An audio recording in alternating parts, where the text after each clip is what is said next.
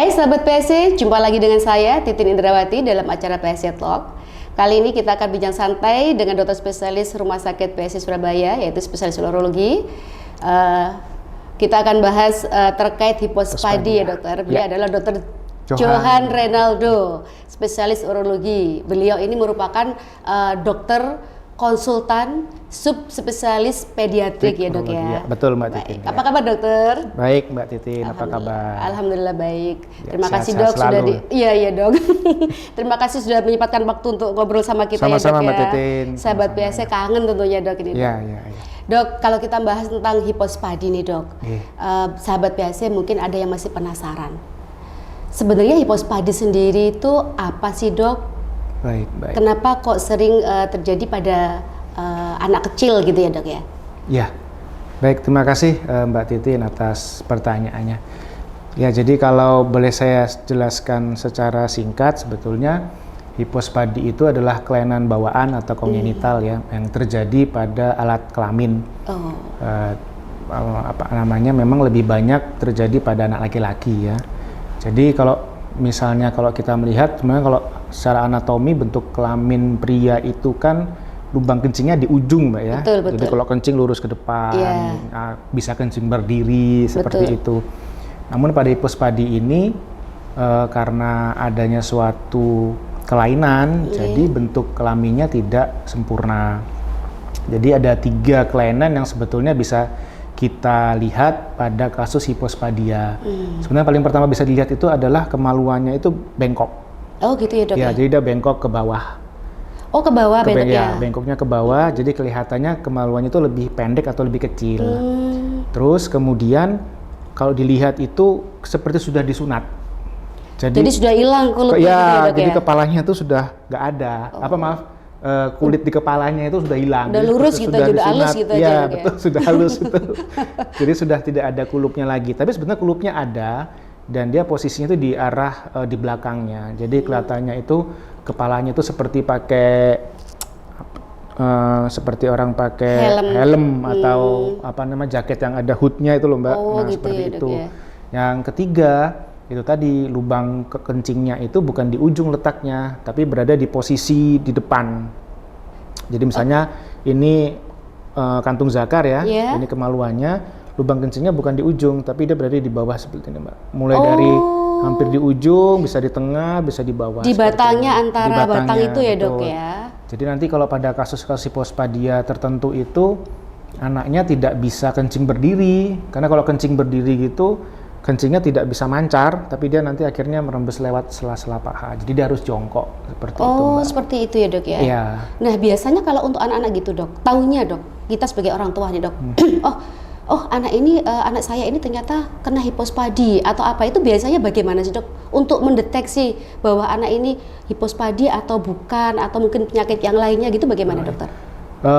Cara pemeriksaannya sederhana Mbak. Jadi hanya dengan melihat saja sih, dengan melihat.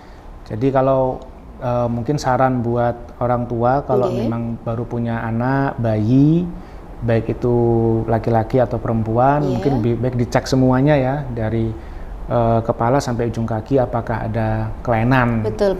Nah kalau untuk hipospadi ini dengan pemeriksaan sederhana kita lihat sudah bisa terlihat. Yang paling sering itu tadi tuh Mbak Titin. Jadi kok kemaluannya sepertinya ada buah zakarnya gitu ada, tapi kok kemaluannya kok kecil, kok bentuknya kayak ngeringkuk ke bawah. Berarti rata-rata emang seperti itu ya dok ya? Iya. Jadi kalau untuk kasus yang lebih parah lagi ya nanti bentuknya seperti kelamin wanita, memang seperti itu Mbak. Nggak kelihatan sama sekali ya dok ya? Iya, jadi bentuknya itu seperti kelamin wanita. Jadi seringkali pada kasus hipospadi yang derajatnya berat itu sering terjadi salah asuh.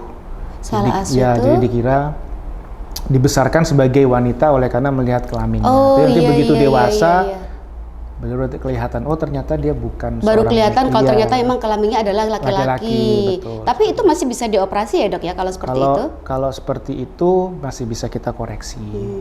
Dokter ngapunten nih mau tanya, kalau misalkan itu kan ada kelainan tuh dok, lubangnya nggak sesuai.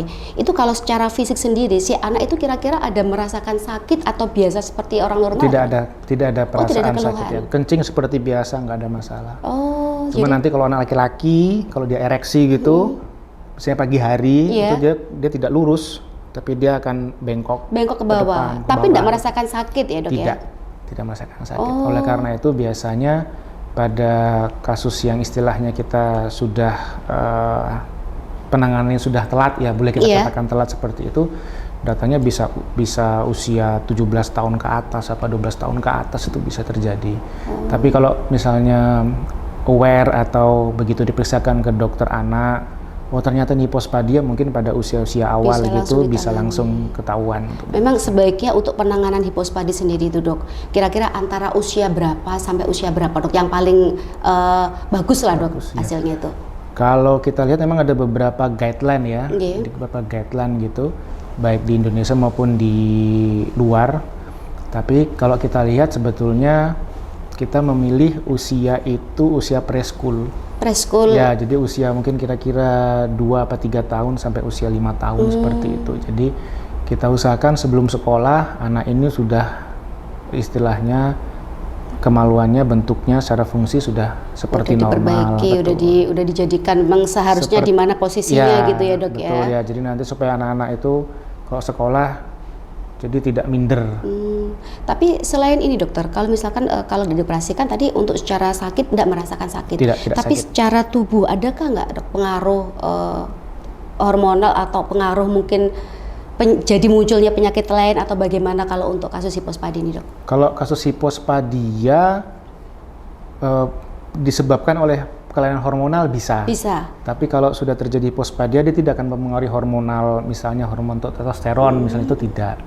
Cuman memang kalau dilihat secara embriologinya pada saat pembentukan saluran kelamin ini dengan kelaminnya sendiri itu bisa terjadi kesalahan. Itu apakah dari genetiknya bermasalah atau adanya gangguan reseptor dari hormon androgen tadi, atau memang ada gangguan dari faktor lingkungan, misalnya infeksi, misalnya ada faktor hormonal dari luar androgen yang masuk ke dalam tubuh ibunya selama kehamilan, itu juga bisa.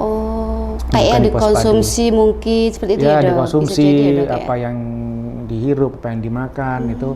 Kalau ada bahan hormonal atau substansi kimia dari luar mungkin bisa mempengaruhi itu. Kemudian hipospadia juga bisa kita temui memang pada kasus prematur ya. Prematur itu bisa juga kita melihat ada bentuk kelaminnya yang memang tidak normal. Jadi kan kebanyakan ini yang saya juga penasaran dok sebenarnya dari kemarin. Hipospadia yang saya tahu sendiri, saya sebagai masyarakat awam ya dok ya, kebanyakan kan memang terjadi pada laki-laki. Tapi sebenarnya kalau misalkan terjadi pada anak perempuan gitu, bisa jadi dok ya? Bisa, tapi jarang sekali. Tapi kalau untuk anak perempuan juga sebenarnya bisa dilakukan tindakan operasi juga ya dok ya? Sama seperti pada anak laki-laki. Baik. Cuman kalau pada anak wanita itu jarang terjadi. Mungkin saja oleh karena kalau ada pada anak wanita itu kan ukuran uretranya pendek ya, salurannya pendek. Jadi pada saat pembentukannya tidak terlalu kompleks, tidak jelimet. Beda sama pada pembentukan alat kelamin anak laki-laki ya, jadi mungkin. Tapi bisa. Saya ini sudah hampir 12 tahun jadi ahli urologi, saya belum pernah melihat kasus hipospadia pada anak wanita. Makanya ini kan barangkali sahabat PSC ada yang penasaran nih, itu memang hanya untuk laki-laki aja atau perempuan? Ternyata memang tidak menutup kemungkinan bisa terjadi pada anak perempuan, tapi memang kapasitasnya sangat minim sekali. Bahkan jarang. Saya belum pernah menemukan. Tapi kalau secara teori bisa ada beberapa laporan kasus, 1 atau 2 ada, cuman jarang sekali memang. Baik. Jadi kalau untuk hipospadia ini sendiri sahabat PSC ya, jangan takut, jangan khawatir, karena memang di PSC ini Dr. Johan sangat expert di bidangnya untuk menangani kasus tersebut. Nah, terkait tindakan operasi nih dok, kan tadi untuk tindakan operasinya bisa sebaiknya dilakukan mulai dari prasekolah.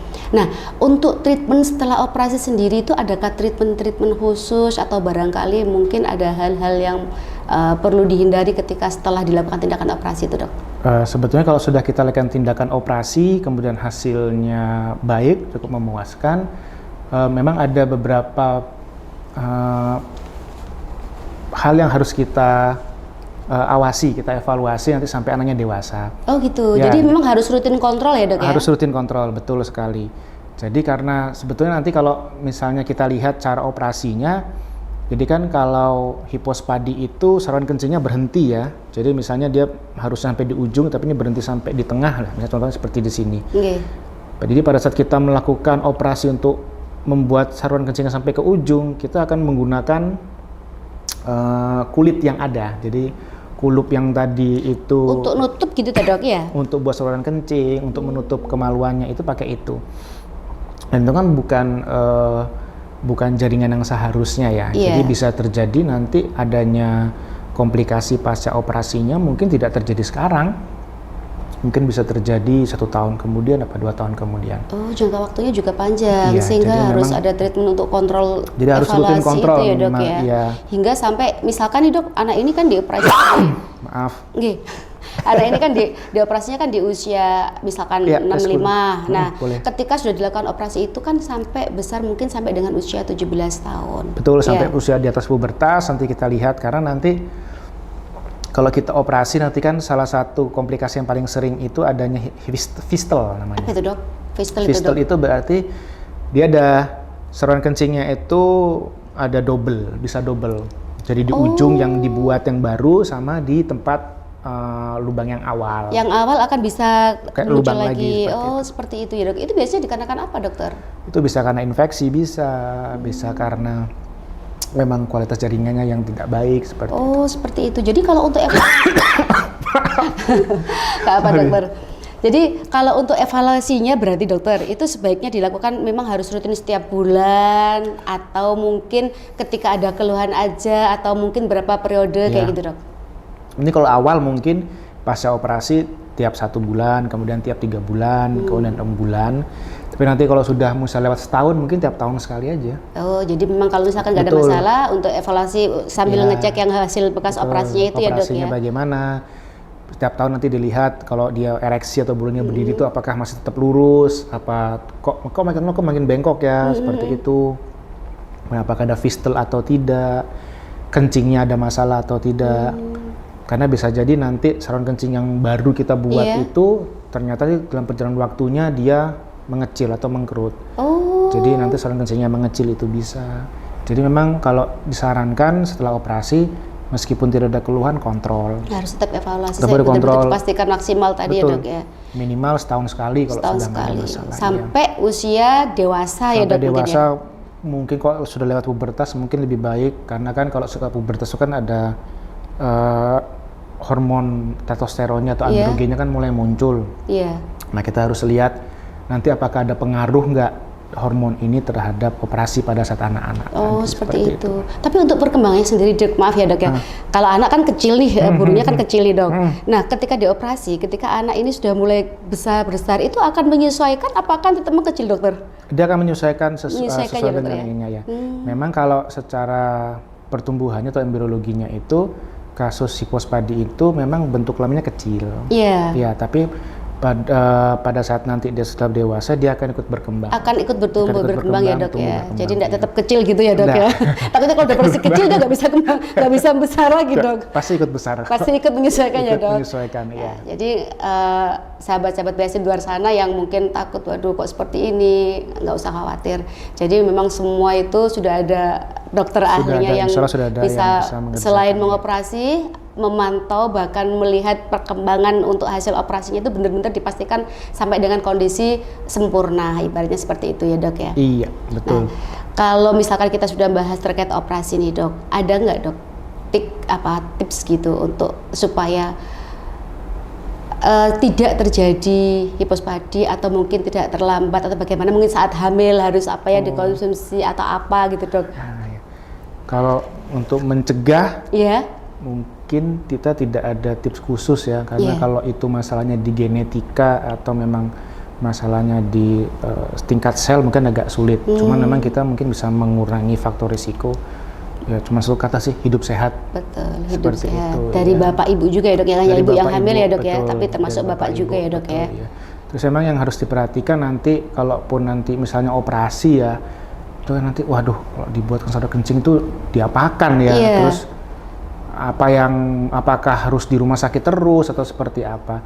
Sebenarnya kalau karena kita membuat saluran kencing itu berarti nanti pada saat setelah operasi nanti ada selang kencingnya memang. Terpasang Kita ya, pasang selang kencingnya karena luka operasi ini tidak boleh kena kencing dulu, sehingga tidak boleh terkontaminasi sampai apapun. berapa lama dok?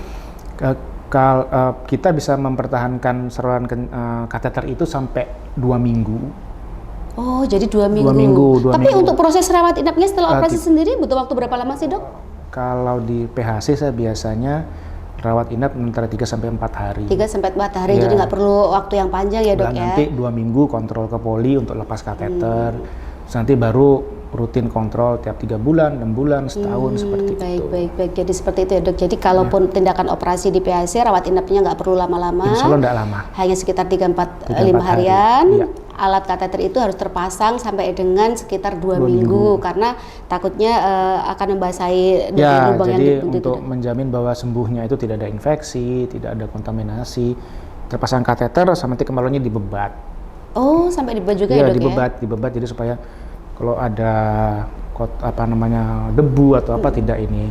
Terus nanti setelah 5 hari kita lihat lukanya sudah bagus, bebatnya kita buka, tapi tetap dengan pakai kateter. Oh, seperti itu. Nanti baru 2 minggu kontrol baru kita lepas. Dilepas. Nah, setelah itu untuk pengecekan nih dok, taunya dia kencingnya udah lurus, sudah sesuai posisinya itu gimana dokter? Ketika sudah dilepas, nanti pulang ke rumah, nanti orang tuanya evaluasi. Jadi memang harus ada arahan ya, kasih tahu dokter nanti cara ngeceknya bagaimana posisi. Kalau kencing dilihat apakah sudah dari ujungnya atau ternyata ada fistol tadi yang dari ujung keluar terus nanti netes dari bawah apa seperti itu nanti dievaluasi. Betul. Pernah nggak dok ada pasien yang merasa kesulitan untuk evaluasi menyampaikan bahwa ini benar-benar udah keluar dari lubang yang udah dibikin itu atau mungkin dari yang lama itu? Kalau saya biasanya suruh kalau dilihat kalau orang tua tidak keberatan di video. Oh ya siap. Di video gitu nanti pada saat kontrol saya lihat oh iya nih nggak apa-apa.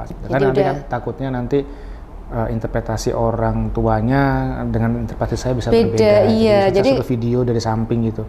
Oh ini sudah enggak apa-apa kok lurus atau ini ada fistol, ini ada masalah apa seperti itu. Jadi kadang kita ragu ya dok sebagai orang tua ini bener nggak ya udah bener keluar di tempat yang baru ini atau memang dari bagai posisi juga mungkin lurusnya atau apa itu kan orang tua pasti bingung. Jadi memang bisa ya dok, dokter bisa memberikan fasilitas video aja nanti dokter akan melihat. Iya. Baik. Dokter berarti untuk hipospadi ini luar biasa ya dok ya. Saya baru tahu detail tentang hipospadi saat ngobrol dengan dokter Johan. Terima kasih Mbak Titi. Oke, sama-sama.